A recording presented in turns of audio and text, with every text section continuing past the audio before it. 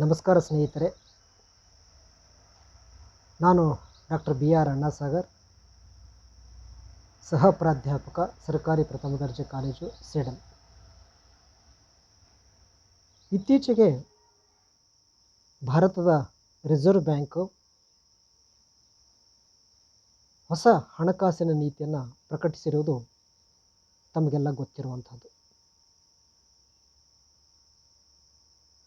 ಭಾರತದ reserve bank ಸಾಮಾನ್ಯವಾಗಿ ಪ್ರತಿ 3 ತಿಂಗಳಿಗೊಮ್ಮೆ ತ್ರೈಮಾಸಿಕವಾಗಿ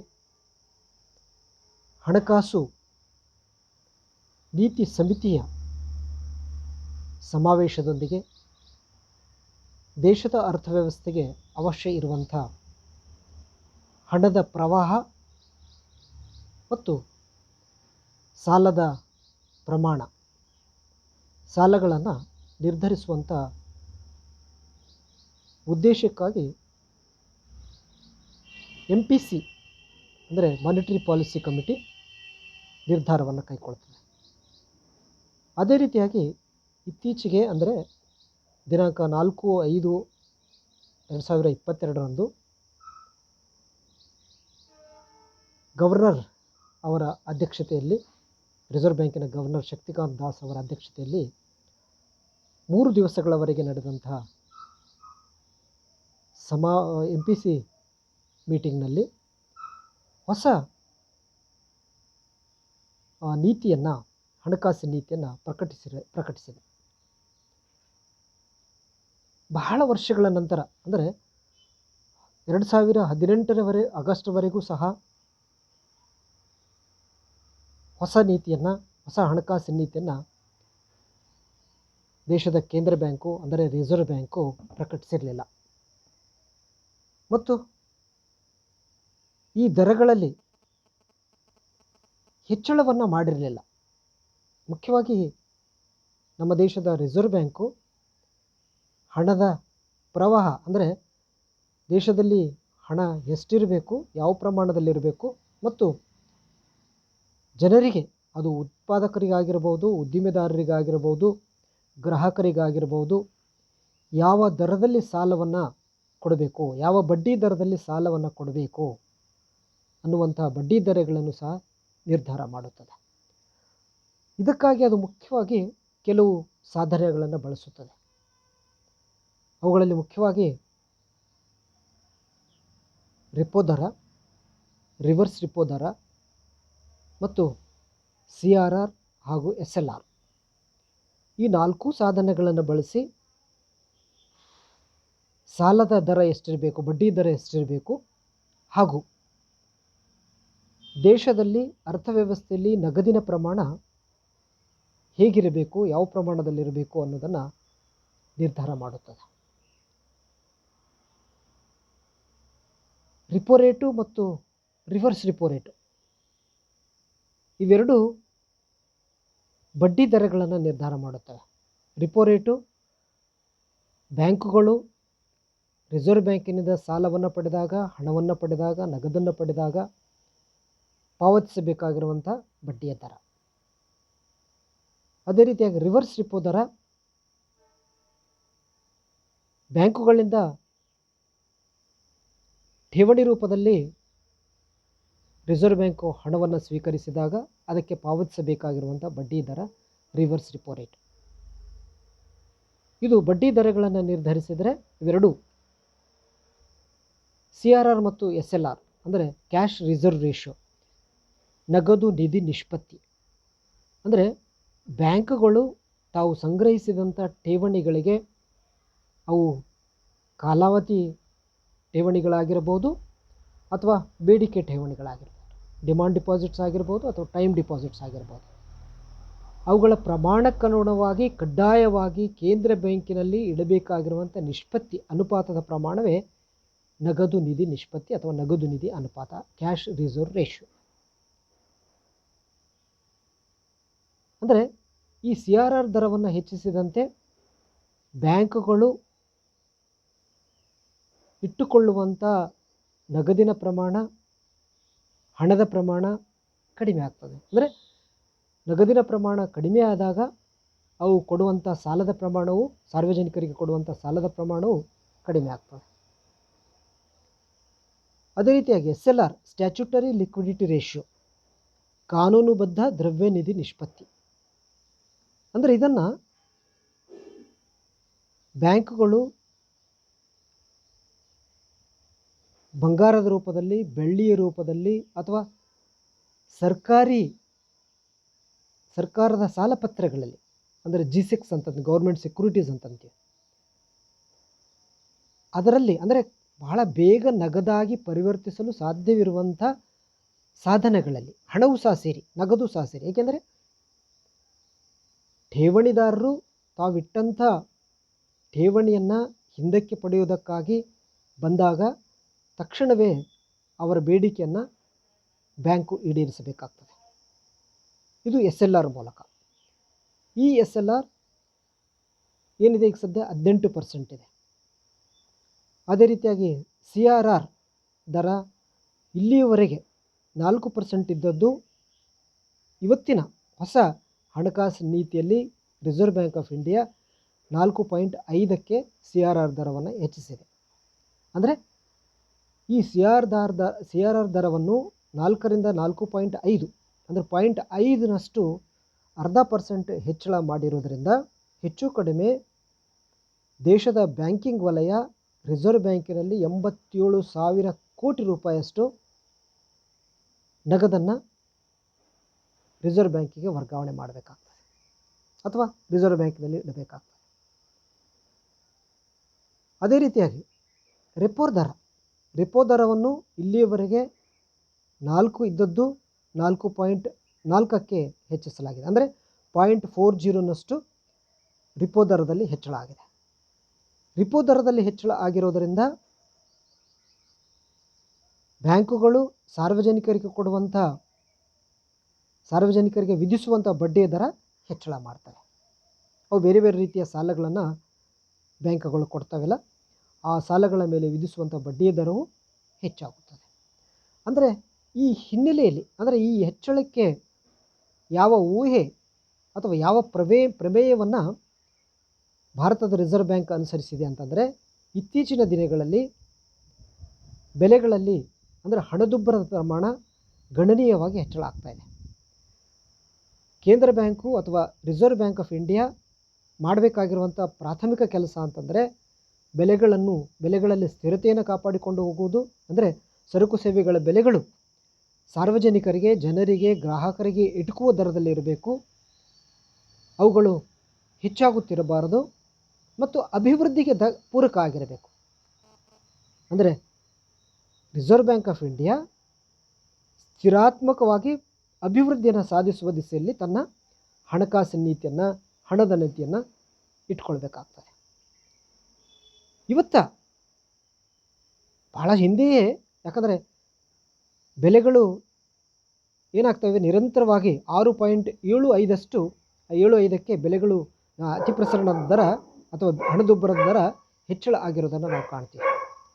ಅಂದರೆ ಈ ದರ ಬೆಲೆಗಳಲ್ಲಿ ಹೆಚ್ಚಳ ಆಗಿರುವಂಥದ್ದು ರಿಸರ್ವ್ ಬ್ಯಾಂಕ್ ತಾನೇ ನಿಗದಿಪಡಿಸಿಕೊಂಡಂಥ ಮಿತಿಗೆ ಒಳಪಡದೆ, ಮಿತಿಯನ್ನು ಮೀರಿ, ಅಂದರೆ ಗರಿಷ್ಠ ಹಣದುಬ್ಬರದ ದರ ರಿಸರ್ವ್ ಬ್ಯಾಂಕ್ ಆಫ್ ಇಂಡಿಯಾ ನಿಗದಿಪಡಿಸಿದಂತೆ 6%ಗಿಂತ ಹೆಚ್ಚಿರಬಾರ್ದು.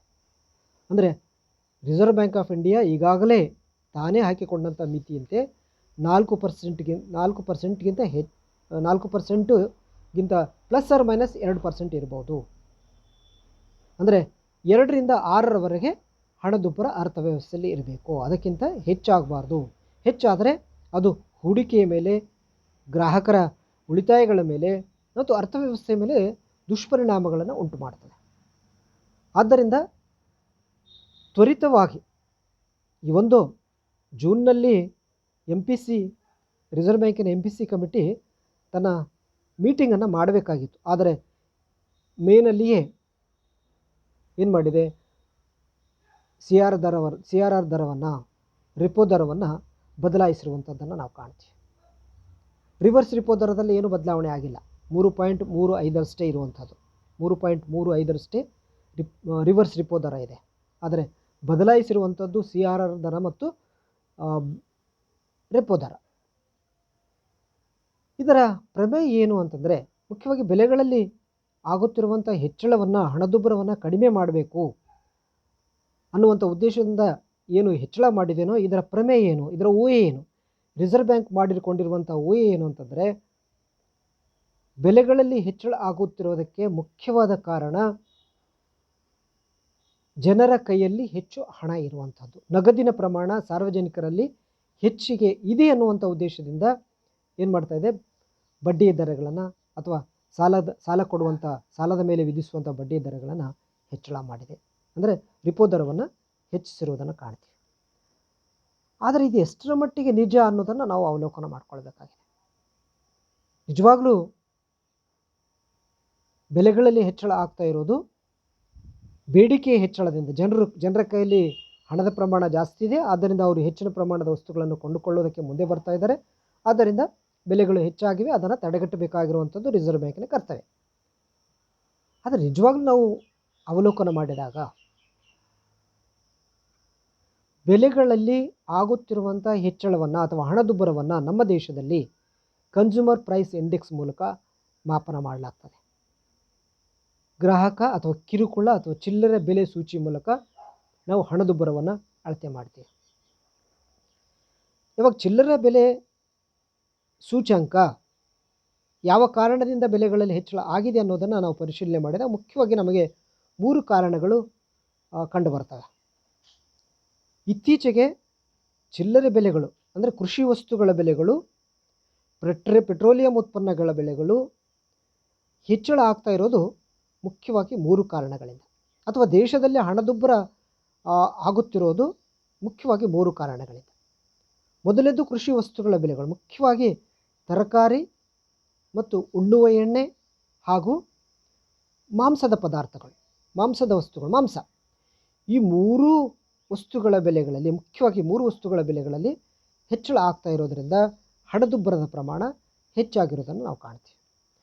ಈ 3 ವಸ್ತುಗಳ ಬೆಲೆಗಳಲ್ಲಿ ತರಕಾರಿಗಳ ಬೆಲೆಗಳಲ್ಲಾಗಲಿ, ಕಾಯಿಪಲ್ಯಗಳ ಬೆಲೆಗಳಲ್ಲಾಗಲಿ, ಉಣ್ಣುವ ಎಣ್ಣೆಯ ಬೆಲೆಗಳಲ್ಲಾಗಲಿ, ಖಾದ್ಯ ತೈಲ ಆಗಲಿ ಅಥವಾ ಮಾಂಸದ ಪದಾರ್ಥಗಳಾಗಲಿ, ಇವುಗಳ ಬೆಲೆಗಳಲ್ಲಿ ಹೆಚ್ಚಳ ಆಗ್ತಾ ಇರೋದು ಜನರ ಕೈಯಲ್ಲಿ ಹೆಚ್ಚಿನ ಹಣ ಇರುವುದರಿಂದ ಅಲ್ಲ ಅನ್ನೋದನ್ನು ನಾವು ಗಮನಿಸಬೇಕಾಗಿರುವಂಥ ಅಂಶ.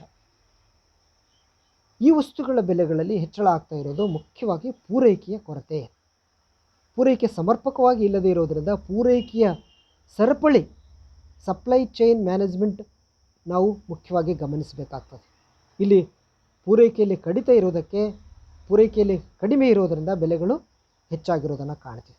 ಆದರೆ ರಿಸರ್ವ್ ಬ್ಯಾಂಕ್ ಆಫ್ ಇಂಡಿಯಾ ಏನು ತೀರ್ಮಾನವನ್ನು ಕೈಗೊಂಡಿದೆ ಅಂದರೆ, ಜನರ ಕೈಯಲ್ಲಿ ಹೆಚ್ಚಿನ ಪ್ರಮಾಣದ ಹಣ ಇದೆ, ಆದ್ದರಿಂದ CRR ದರವನ್ನು ಹೆಚ್ಚಿಸಬೇಕು, ಜನರ ಕೈಯಲ್ಲಿರುವಂಥ ನಗದನ್ನು ಕೇಂದ್ರ ಬ್ಯಾಂಕಿಗೆ ಅಥವಾ ರಿಸರ್ವ್ ಬ್ಯಾಂಕಿಗೆ ವರ್ಗಾವಣೆ ಆಗುವಂತೆ ಮಾಡಬೇಕು ಅನ್ನುವಂಥದ್ದು ಅದು ಕಂಡುಕೊಂಡಂಥ ಸೊಲ್ಯೂಷನ್ ಅಥವಾ ಪರಿಹಾರ. ಅದೇ ರೀತಿ ಎರಡನೇದ್ದು, ಬೆಲೆಗಳು ಹಣದುಬ್ಬರ ಹೆಚ್ಚಳ ಆಗ್ತಾ ಇರೋದಕ್ಕೆ ಕಾರಣ ಪೆಟ್ರೋಲಿಯಂ ಉತ್ಪನ್ನಗಳು, ಪೆಟ್ರೋಲ್ ಮತ್ತು ಡೀಸೆಲ್ ಬೆಲೆಗಳು ನಿರಂತರವಾಗಿ ಹೆಚ್ಚಳ ಆಗ್ತಾ ಇರೋದರಿಂದ, ಮುಖ್ಯವಾಗಿ ಅಂತಾರಾಷ್ಟ್ರೀಯ ಮಟ್ಟದಲ್ಲಿ, ಮುಖ್ಯವಾಗಿ ಉಕ್ರೇನ್ ಮತ್ತು ರಷ್ಯಾದ ಮಧ್ಯೆ ಏನು ಯುದ್ಧ ನಡೀತಾ ಇದೆ, ಇದರಿಂದ ಕಚ್ಚಾ ಎಣ್ಣೆಯ ಬೆಲೆ ಆಗಿರೋದರಿಂದ ಬೆಲೆಗಳು ಹೆಚ್ಚಾಗುತ್ತಿರೋದು ನಾವು ಕಾಣ್ತೀವಿ. ಅದೇ ರೀತಿಯಾಗಿ 3ನೇ ಅಂಶ, ಸರ್ಕಾರದ ತೆರಿಗೆಗಳ ಪ್ರಮಾಣವೂ ಸಹ ಹೆಚ್ಚಾಗ್ತಾ ಇದೆ. ಬೆಲೆಗಳು ಹೆಚ್ಚಾಗುವುದರ ಜೊತೆಗೆ ತೆರಿಗೆಗಳು ಸಹ ಹೆಚ್ಚಾಗುತ್ತಿರೋದರಿಂದ ಕಿರುಕುಳ ಬೆಲೆಗಳು, ಚಿಲ್ಲರೆ ಬೆಲೆಗಳು ಅಥವಾ ಚಿಲ್ಲರೆ ಬೆಲೆ ಸೂಚಿ, ಹಣದುಬ್ಬರ ಪ್ರಮಾಣ ಹೆಚ್ಚಾಗುತ್ತಿರೋದನ್ನು ನಾವು ಕಾಣ್ತೀವಿ. ಅಂದರೆ ಈ 3 ಅಂಶಗಳನ್ನು ನಾವು ಗಮನಿಸಿದಾಗ, 3 ಅಂಶಗಳನ್ನು ನಾವು ಪರಿಶೀಲನೆ ಮಾಡಿದಾಗ ಕೇಂದ್ರ ಬ್ಯಾಂಕು ನಿಜವಾಗಲೂ ಒತ್ತು ಕೊಡಬೇಕಾಗಿದ್ದು ಸರ್ಕಾರಕ್ಕೆ ಸಲಹೆ ಕೊಟ್ಟು ಉತ್ಪಾದನೆ ಪ್ರಮಾಣ, ಪೂರೈಕೆ ಪ್ರಮಾಣ ಹೆಚ್ಚಾಗುವಂತೆ ಮಾಡಿದರೆ ಬಹುಶಃ ಬೆಲೆಗಳಲ್ಲಿ ಹಣದುಬ್ಬರದ ಪ್ರಮಾಣದಲ್ಲಿ ಕಡಿಮೆ ಆಗ್ತಾ ಇತ್ತು. ಆದರೆ ರಿಸರ್ವ್ ಬ್ಯಾಂಕು ಆ ರೀತಿಯಲ್ಲಿ ಮಾಡದೆ, ಪೂರೈಕೆ ಪ್ರಮಾಣವನ್ನು ಹೆಚ್ಚಿಸುವುದಕ್ಕೆ ಕ್ರಮ ಕೈಗೊಳ್ಳದೆ ಅಥವಾ ತೆರಿಗೆಗಳ ಪ್ರಮಾಣವನ್ನು ಕಡಿಮೆ ಮಾಡುವುದಕ್ಕೆ ಸಲಹೆಯನ್ನು ಕೊಡದೆ, ಬೇಡಿಕೆಯ ಒತ್ತಡದಿಂದ ಬೆಲೆಗಳಲ್ಲಿ ಹೆಚ್ಚಳ ಆಗಿವೆ ಅನ್ನೋದನ್ನು ಪರಿಗಣಿಸಿರುವುದರಿಂದ CRR ದರವನ್ನು ಮತ್ತು ರೆಪೋ ದರವನ್ನು ಹೆಚ್ಚಿಸಿರೋದು ಕಂಡುಬರ್ತದೆ. ಇದು ಬಹುಶಃ ಮುಂದೆ ಏನಾಗ್ಬೋದು, ಅದು ನಮಗೆ ತಿರುಗುಬಾಣವಾಗಿ ಪರಿಣಮಿಸುವಂಥ ಸಾಧ್ಯತೆ ಇದೆ. ಯಾಕೆಂದರೆ ಬಡ್ಡಿ ದರಗಳು ಹೆಚ್ಚಾಗಿರೋದ್ರಿಂದ ಸಾಲ ತೆಗೆದುಕೊಳ್ಳುವಂಥ ಪ್ರಮಾಣ ಕಡಿಮೆ ಆಗ್ತದೆ. ಇವಾಗ ಸಣ್ಣ ಕೈಗಾರಿಕೆಗಳು, ಸೂಕ್ಷ್ಮ ಕೈಗಾರಿಕೆಗಳು, ಮಧ್ಯಮ ಗಾತ್ರದ ಕೈಗಾರಿಕೆಗಳು ಬ್ಯಾಂಕುಗಳಿಂದ ಸಾಲ ಪಡೆಯೋದು ಕಷ್ಟ ಸಾಧ್ಯ ಆಗ್ತದೆ.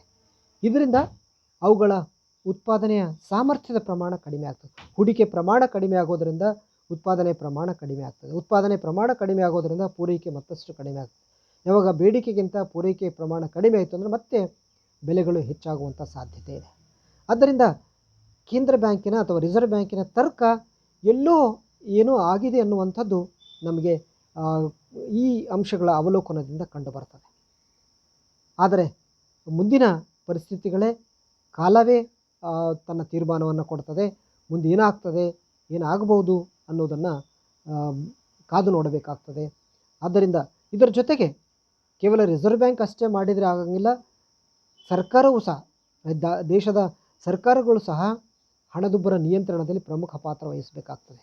ಎರಡೂ ಏಕಕಾಲದಲ್ಲಿ ಕಾರ್ಯನಿರ್ವಹಿಸಿದಾಗ ಮಾತ್ರ ಏನಾಗ್ತದೆ, ಹಣದುಬ್ಬರ ನಿಯಂತ್ರಣಕ್ಕೆ ಬರಲಿಕ್ಕೆ ಸಾಧ್ಯ ಇದೆ. ಯಾಕಂದರೆ ಹಣದುಬ್ಬರದ ಸಂದರ್ಭದಲ್ಲಿ ಗ್ರಾಹಕರ ಅಥವಾ ಸಾಮಾನ್ಯ ಕೊಂಡುಕೊಳ್ಳುವದಾರರ ಕೊಳ್ಳುವ ಸಾಮರ್ಥ್ಯದ ಪ್ರಮಾಣ ಕಡಿಮೆ ಆಗ್ತದೆ. ಬೆಲೆಗಳು ಹೆಚ್ಚಾಗೋದ್ರಿಂದ ಅವರ ಹಣದ ಕೊಳ್ಳುವ ಸಾಮರ್ಥ್ಯ ಕಡಿಮೆ ಆಗ್ತದೆ. ಮೊದಲಿಗಿಂತ ಕಡಿಮೆ ಪ್ರಮಾಣದ ವಸ್ತುಗಳನ್ನು ಕೊಳ್ಳುವಂಥ ಸ್ಥಿತಿಗೆ ಬರ್ತದೆ. ಹೆಚ್ಚಿನ ಭಾರವನ್ನು ಗ್ರಾಹಕರು ಹೊರಬೇಕಾಗ್ತದೆ. ಈ ದಿಸೆಯಲ್ಲಿ ನಾವು ಆಲೋಚನೆ ಮಾಡಬೇಕಾಗಿರುವಂಥದ್ದು, ಮುಂದೆ ಕಾದು ನೋಡಬೇಕಾಗಿದೆ. ಮುಂದೆ ಏನಾಗ್ಬೋದು ಅನ್ನೋದನ್ನು ನಾವು ನೋಡಿದಾಗ ಮಾತ್ರ ರಿಸರ್ವ್ ಬ್ಯಾಂಕಿನ ಈ ನೀತಿ ಎಷ್ಟರ ಮಟ್ಟಿಗೆ ಸರಿ ಅನ್ನೋದನ್ನು ನಾವು ಕಂಡುಕೊಳ್ಳಲಿಕ್ಕೆ ಸಾಧ್ಯ ಇದೆ. ನಮಸ್ಕಾರ ಸ್ನೇಹಿತರೆ, ತುಂಬ ಧನ್ಯವಾದಗಳು. Thank you.